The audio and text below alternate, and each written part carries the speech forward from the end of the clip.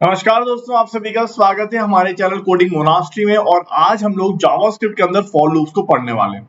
Loops बहुत important होते हैं जब भी आप किसी भी प्रोग्रामिंग लैंग्वेज में कोडिंग करोगे तो, क्योंकि लूप्स के माध्यम से हम रिपीटेटिव नेचर के कोड को बड़े आराम से एग्जीक्यूट करा सकते हैं और आराम से प्रोग्रामिंग कर सकते हैं। तो चलिए अपनी कंप्यूटर स्क्रीन पर चलते हैं and let's get started.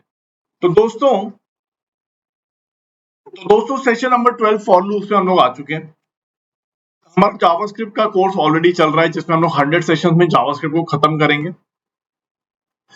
JavaScript के अंदर 5 तरह की लूप्स होते हैं। एक फॉर लूप जो हम अभी खत्म करने वाले, फॉर इन हम नेक्स्ट सेशन में करेंगे, फॉर ऑफ उसके अगले सेशन में करेंगे, फिर while and do while loop करेंगे। ठीक है, चलिए। तो सबसे पहले लूप को अगर हम बात करें तो लूप क्या होता है? कोई भी अगर आपको सिमिलर कोड बार बार रन कराना है तो आप लूप्स का इस्तेमाल करते हो। ठीक है, और फॉर लूप का जो एक्सप्रेशन होता है वो कुछ इस तरह से होता है। फॉर एक्सप्रेशन 1, एक्सप्रेशन 2 और एक्सप्रेशन 3 होता क्या है मैं आपको समझाता हूँ। अपने रेपल पर चलते हैं और यहाँ पे मैंने ऑलरेडी एक रेपल बना रखी है अपने वही फोल्डर के अंदर। तो यहाँ पर मैं आपको एक एग्जांपल बताता हूँ। फॉर एग्जांपल आपको किसी नंबर का फैक्टोरियल चाहिए। तो फैक्टोरियल होता क्या है? अगर आपको मैथमेटिकली डेफिनेशन बताऊं फैक्टोरियल की, तो फैक्टोरियल की मैथमेटिकल डेफिनेशन होती है जैसे 7 का फैक्टोरियल चाहिए तो आप क्या करोगे? 7 और 7 से कम सारे नंबर्स का प्रोडक्ट कर दोगे, मतलब 1 2 3 4 5 6 7 सबका मल्टीप्लीकेशन कर दोगे। तो अगर मैं आपसे कहता हूँ भाई हमें फैक्टोरियल निकालना है, we want to factorial of any number input by the user, ठीक है ना? यूजर ने जो भी नंबर दिया है आपको उसका फैक्टोरियल निकालना है। ठीक है, तो कैसे करेंगे? हमने उसको कमेंट कर दिया, कैसे करेंगे? तो यहाँ पे हम लोग फॉर लूप का इस्तेमाल करेंगे। तो सबसे पहले हम बोलेंगे भाई let a is equal to, हम प्रॉम्प्ट करा लेंगे भैया कि तुम नंबर बता दो, user please enter the number, number बताओ हमें। ठीक है, ए को हम पार्सेंट कर देंगे क्योंकि आपको पता है कि जो भी ये आता है ये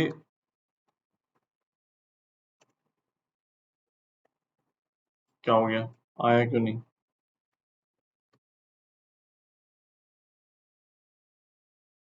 ठीक है, ओके। सो हमने परसेंट ए कर दिया। उसके बाद अब हम क्या करने वाले?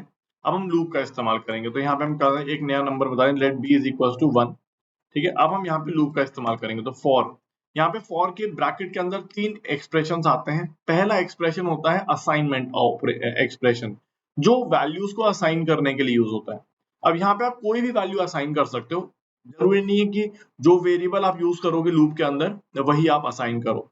आप जैसे फॉर एग्जांपल मैंने let i is equal to 1 कर दिया और ये असाइनमेंट हो गया। ठीक है, ये वाला जो एक्सप्रेशन है जो असाइन करता है वैल्यूज को किसी भी वेरिएबल को, वो हमेशा एक बार ही एग्जीक्यूट होता है। ठीक है, क्योंकि लूप है तो आपको लगता होगा बार बार एग्जीक्यूट होगा, नहीं, एक बार एग्जीक्यूट होता है। ठीक है, दूसरा जो एक्सप्रेशन होता है वो कंडीशन ऑपरेशन होता है। क्या कंडीशन एक्सप्रेशन होता है?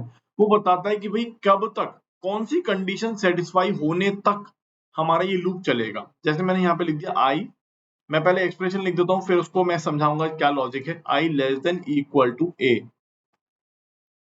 इसका मतलब ये वाला जो फॉर लूप है वो तब तक चलता रहेगा जब तक आई की वैल्यू ए से छोटी या बराबर रहती है। अगर आई की वैल्यू ए से बड़े होने की कोशिश करेगी तो उस केस में लूप नहीं चलेगा और वो बाहर आ जाएगा लूप से।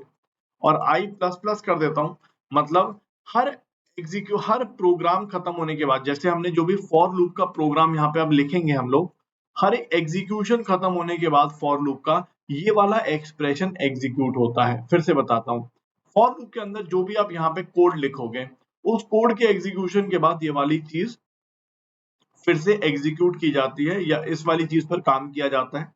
उसके बाद वो इस कंडीशन को चेक करता है और अगर ये कंडीशन सेटिस्फाई होती है तो फिर वो कोड में घुसता है। फिर से बताता हूँ, जैसे फॉर एग्जांपल सबसे पहले हमारा ये जो प्रोग्राम है वो इस लूप में आता है। तो लूप में आके सबसे पहली बार वो इनिशियलाइज करता है इसको। इनिशियलाइज करने के बाद वो चेक करता है कि भैया कंडीशन हमारी सही है कि नहीं। अगर कंडीशन सही है तो ये अंदर घुस जाएगा लूप में और यहाँ पे जो भी आप कमांड लिखोगे, जो भी आप यहाँ पे कोड लिखोगे, वो एग्जीक्यूट हो जाएगा। एग्जीक्यूट होने के बाद वो फिर से हमारे इस लूप में जाएगा और सबसे पहले इस कमांड को, जो थर्ड एक्सप्रेशन है, उसको एग्जीक्यूट करेगा। उसको एग्जीक्यूट करने के बाद वो कंडीशन चेक करेगा कि भाई कंडीशन ट्रू है कि नहीं है। अगर कंडीशन ट्रू है तो फिर से कोड जो हमने यहाँ पे लिखा हुआ है वो एग्जीक्यूट होगा और उसके बाद फिर से ये वाली चीज एग्जीक्यूट होगी, कंडीशन चेक होगा, फिर कोड एग्जीक्यूट होगा, फिर ये कंडीशन एग्जीक्यूट होगी, फिर चेक होगी और उसके बाद फिर आगे बढ़ता रहेगा। इस तरह से चलता रहता है, कहानी हमारी बढ़ती रहती है।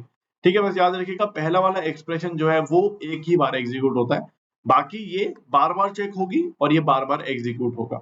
तो अगर हमने देखा ऐसे करके, हमने क्या बोला भाई b इज इक्वल टू 1 कर दिया, ए हमने कोई भी नंबर किसी से मंगा लिया, ठीक है। अब हम क्या करने वाले हैं, क्योंकि हमें पता है हम, मैं आपको एग्जांपल बताता हूँ, ठीक है। हम तो क्या यहाँ पे क्या करने वाले, कंसोल डॉट लॉग, मैं यहाँ पे आई करने वाला हूँ, ठीक है, कंसोल डॉट लॉग आई करने वाला हूँ। उसके बाद मैं करने वाला हूँ b is equal to b multiplied by I, ठीक है। और बाहर हम लोग कर देंगे console dot log the factorial of number a is b, ठीक है ना। ऐसे करके हमने कुछ डाल दिया, देखते हैं कुछ एरर तो नहीं है, नहीं सब कुछ सही है। मैंने जैसे फॉर एग्जांपल 3 डाल दिया, तो 3 का फैक्टोरियल क्या होगा, 3 इंटू 2 इंटू 1 मतलब 6, एंटर करते हैं। तो देखिए ऐसे हुआ ये। तो यहाँ पे मैं आपको कैसे दिखा रहा हूँ, मैं आपको एक कोड दिखा रहा हूँ, ये वाला कोड, ठीक है। तो सबसे पहले क्या हुआ, सबसे पहले ये कमांड फॉर लूप में घुसा, जब भी प्रोग्राम हमारा घुसा होगा सबसे पहले उसने आई को इनिशियलाइज किया, ए की वैल्यू हमने 3 दे दी है जो कि यहाँ पे आपको दिख रही है। तो ऑब्वियसली आई जो है वो 3 से छोटा है तो वो एग्जीक्यूट होगा, तो अंदर चला जाएगा console log आई, मतलब यहाँ पे 1 प्रिंट हो गया, ठीक है। उसके बाद बी की वैल्यू 1 इंटू 1 हो गई, ठीक है, 1 इंटू 1, क्योंकि 1 ऑलरेडी बी की वैल्यू थी, आई की वैल्यू भी 1 है तो 1 इंटू 1 हो गई। उसके बाद फिर से ऊपर जाएगा, आई में 1 ऐड करेगा, इंक्रीमेंट करेगा, और उसके बाद चेक करेगा यार आई की वैल्यू 2 है और 2 की वैल्यू 3 से छोटी या बराबर, ऑब्वियसली सेटिस्फाई हो रही है, तो ये कंडीशन सेटिस्फाई हो जाएगी, अंदर फिर से घुसेगा, आई की वैल्यू 2 प्रिंट हो जाएगी। और फिर b is equal to B into 1 या b into i, b into i मतलब b की वैल्यू ऑलरेडी हमने क्या देखी थी, b की वैल्यू 1 आ रही थी, दोनों का प्रोडक्ट, तो 1 इंटू 2 मतलब 2 हो जाएगी। उसके बाद नेक्स्ट फिर से यहाँ पे इंक्रीमेंट होगा, आई की वैल्यू 3 हो जाएगी, 3 is less than equal to a, satisfy हो जाएगी, फिर अंदर घुसेगा, आई की वैल्यू यहाँ पे 3 प्रिंट करेगा और 3 को b में मल्टीप्लाई कर देगा, एंड सो ऑन, ऐसे चलता रहेगा चलता रहेगा चलता रहेगा, और ये तब तक चलता रहेगा जब तक आई की वैल्यू ए से बड़ी, सॉरी बराबर या छोटी नहीं हो जा, मतलब छोटी नहीं रहती है जब तक, ठीक है। और जैसे ही ये बड़ी हो जाएगी ऑब्वियसली फिर लूप से बाहर आ जाएगा। आप देख पा रहे हो जब अगले स्टेप में एग्जीक्यूट करने के बाद आई की वैल्यू 4 हुई होगी और यहाँ पे चेक हुई होगी तो बोलेगा भैया इनवैलिड हो गई है, अब ये फॉर लूप को छोड़ के आगे आ जाएगा। अब यहाँ पे क्या हुआ है, अगर हम बी को देखेंगे तो बी के अंदर एक्चुअली में सबसे पहले बी के अंदर वैल्यू 1 थी, फिर b को हम i से मल्टीप्लाई कर रहे हैं और हर स्टेप में i को इंक्रीमेंट कर रहे हैं, तो इसका मतलब पहले 1 इंटू 1 होगा, फिर i की वैल्यू 2 हो जाएगी, तो फिर b की वैल्यू में हम 2 मल्टीप्लाई करेंगे, फिर ऐसी i की वैल्यू 3 हो जाएगी, b उसके अंदर हम 3 मल्टीप्लाई करेंगे, तो ऐसे करते b के अंदर 1 इंटू 2 इंटू 3 ऐसा आ जाएगा। ऐसे ही अगर हम a की वैल्यू फॉर एग्जाम्पल 5 डाल देंगे तो उस केस में i की value 1 into 2 into 3 into 4 into 5 ऐसे करते करते b में घुस जाएगा और b हमें आंसर मिल जाएगा, ठीक है। एंटर मारता हूँ और आप देखोगे यहाँ पे i की वैल्यू 1 2 3 4 5 तक जा रही है और फाइनली b के अंदर 1 इंटू 2 इंटू 3 इंटू 4 इंटू 5 आ गया है, जिसको हम 120 बोल देते हैं। ऐसे आप कुछ भी कर सकते हो यार, बहुत बड़ा वैल्यू दे दो, अगर आप 120 दे दोगे तो इसकी बैंड बच जाएगी, बहुत बड़ा नंबर आ जाएगा, मतलब it's very very huge number, ठीक है।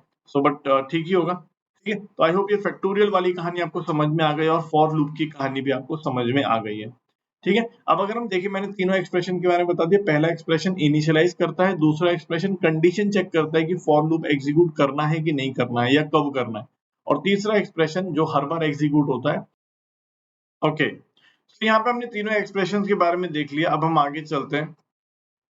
यहाँ पे देखिएगा जावास्क्रिप्ट के अंदर जरूरी नहीं है कि आपको एक्सप्रेशन 1 हमेशा देना ही पड़े, जरूरत नहीं है, if you don't want to give it मत दीजिए, ठीक है।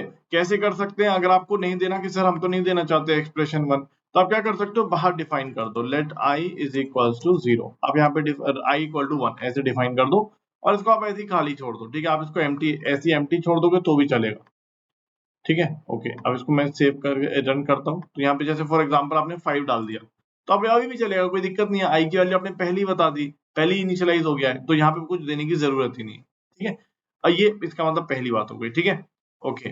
जैसे मैंने आपको बताया यहाँ पे आप बहुत सारे नंबर्स इनिशियलाइज कर सकते हो, जैसे मैंने लेट आई इक्वल टू 1 कर दिया, लेट बी इक्वल टू 0 कर दिया, let c equal to something कर दिया, ऐसे करके आप कर सकते हो। उसके बाद एक्सप्रेशन 2 की अगर हम बात करें, जो हमारी कंडीशन है जिसके अकॉर्डिंग फॉर लूप चलेगा, तो वो भी आप बोल सकते हो कि नहीं यार हमें ये भी नहीं देनी। अगर आपको ये भी नहीं, वैसे देनी चाहिए ऑब्वियसली, बट अगर आप नहीं भी दोगे तो जावास्क्रिप्ट बुरा नहीं मानती है। लेकिन फिर उस केस में आपको यहाँ पे ब्रेक कंडीशन डालनी पड़ेगी। तो आपको ब्रेक कंडीशन कैसे डालनी पड़ेगी, यहीं पर डालनी पड़ेगी। आप क्या चाहते हो, if I is less than sorry greater than A, अगर आई की वैल्यू ग्रेटर देन ए हो जाएगी तो उस केस में आप ब्रेक कर जाओ, नहीं तो ब्रेक नहीं होगा। ठीक है, उस केस में आप ब्रेक कर जाओ। ठीक है, ब्रेक, बस ऐसे करके लिख दो, अपना काम हो जाएगा। तो यहाँ पे क्या शो हो रहा है, ये यहाँ पे ये शो हो रहा है कि अगर आई की वैल्यू ए से बड़ी होने की कोशिश करेगी तो तुरंत ब्रेक हो जाओ, फिर आप मल्टीप्लाई मत करो आगे, फिर आप आगे मल्टीप्लाई करो गड़बड़ हो जाएगी। ठीक है, एग्जाम्पल से बताता हूँ। ठीक है, जैसे फॉर एग्जाम्पल ये हमने कर दिया, तो मैं फॉर एग्जाम्पल यहाँ पे डालता हूँ 6 डाल देता हूँ। तो आप देखोगे यहाँ पे भी 1 2 3 4 5 6 तक ही गया। क्यों? क्योंकि आप बोलोगे सर यहाँ तो कंडीशन है नहीं, तो फॉर लूप तो चलते रहना चाहिए, बिल्कुल चलते रहना चाहिए।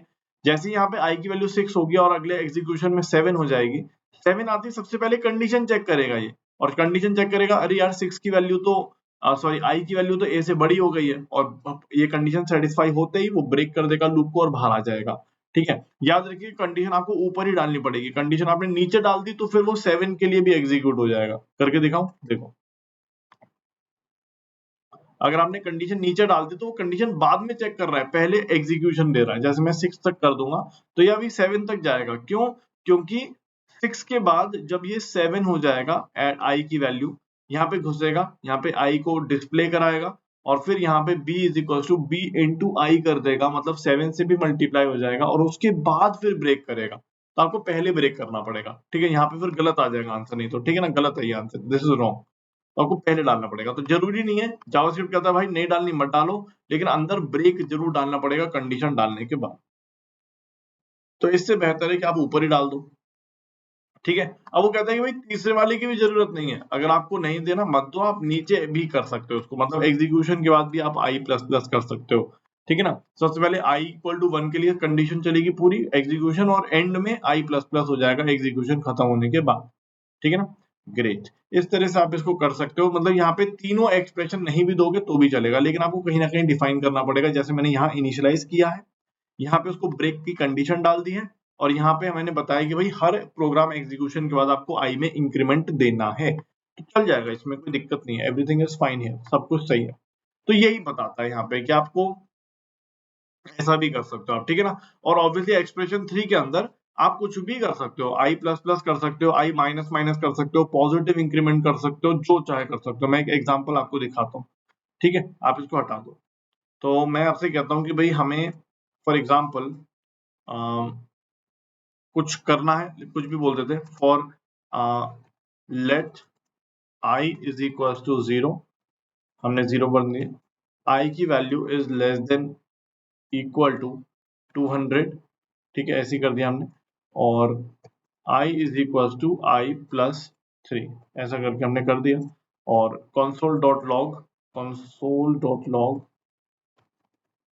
आई ऐसा कर देते हैं हम लोग। ठीक है, देखते क्या डिस्प्ले होता है।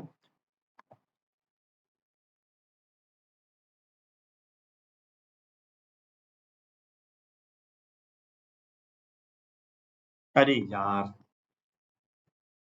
कॉमा नहीं, कॉलन यूज करना है। ठीक है, आप देखोगे तो हर एक 3 नंबर डिफाइन हो गया, मतलब 0 हुआ, फिर आप पहले देखो, सबसे पहले 0 हुआ और फिर एग्जीक्यूट हो जाएगा। ठीक है, उसके 0 बोलेगा भाई 0 200 से छोटा है, हाँ छोटा है, तो एग्जीक्यूट हो जाएगा। उसके बाद फिर अंदर घुसेगा, तो आई में आई प्लस 3 करेगा, फिर चेक करेगा कंडीशन। अब ये नहीं, ये वाला तो पता ही आपको, अब ये यूज नहीं होगा कभी भी। ठीक है ना, फिर आई में आई प्लस 3 ऐड कर देगा, और फिर ये कंडीशन चेक करेगा, फिर यहाँ पे 3 डिस्प्ले कर देगा, फिर 6 कर देगा, फिर 7, ऐसे करके ठीक है मल्टीपल्स हमें दे देगा, मतलब 0 3 6 9 ऐसे करते करते आपको ये मिल जाएगा। ठीक है ना, तो आई होप ये सारी चीजें आपको क्लियर हैं, ये आपको समझ में आया होगा। ठीक है ना, तो याद रखिएगा ये एक बार एग्जीक्यूट होता है। ठीक है, उसके बाद ये कंडीशन हर बार देखी जाती है, और ये एग्जीक्यूट होता है पूरा प्रोग्राम एक बार खत्म होने के बाद। ठीक है, सो ये आई होप ये पूरी तरह से आपको समझ में आया है फॉर लूप। तो अभी हमने इस वीडियो के अंदर फॉर लूप को बस इंट्रोडक्शन देखा है, लेकिन फॉर लूप को किस तरह से यूजफुल किया जाता है पावरफुल टूल की तरह एरेज और ऑब्जेक्ट्स के साथ में, वो हम लोग अगले वीडियोस में देखने वाले हैं। तो चलिए दोस्तों, आई होप आपको फॉर लूप इंट्रोडक्शन समझ में आया होगा। Thank you dear students, bye bye, take care.